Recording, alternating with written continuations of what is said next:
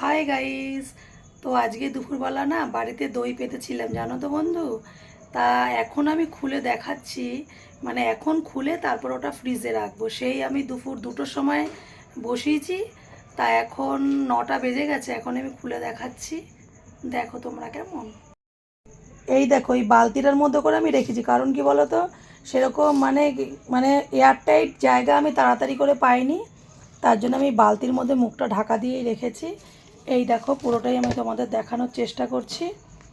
এই যে, এই দেখো, একটা বালতির মধ্যে একটা আমার মানে চাদরটাকে আমি ঢাকা দিয়ে তারপর আমি দইটাকে রেখেছি, মানে কি বলো তো, যাতে নাকি কোনো বাইরের হাওয়া না ঢোকে, তাই জন্য এইভাবে রাখা হয়েছে।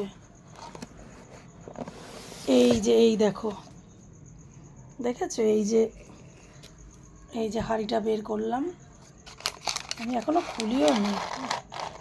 এরপর আমি ফ্রিজে রাখবো। এই দেখো কি দারুণ জমে গেছে, দেখেছো দইটা। আমি কিন্তু এখনো ফ্রিজে রাখিনি, এই মাত্র আমি করলাম। তা ফ্রিজ থেকে বের করে তোমাদের আবার পরে দেখাবো, ঠিক আছে।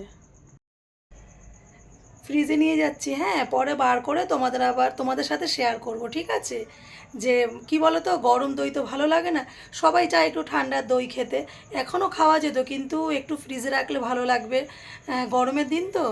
তাহলে তোমরা দেখতে থাকো, আবার ফ্রিজ থেকে বের করে তোমাদের দেখাবো, কেমন। টাটা। হাই গাইস, তা দইটা আমি রেখেছিলাম 2 ঘন্টা মতো, তা এখন আমি দইটাকে বার করছি, দেখাচ্ছি। দেখো, এই যে ফ্রিজ থেকে দইটাকে বার করি, দেখি কেমন হয়েছে।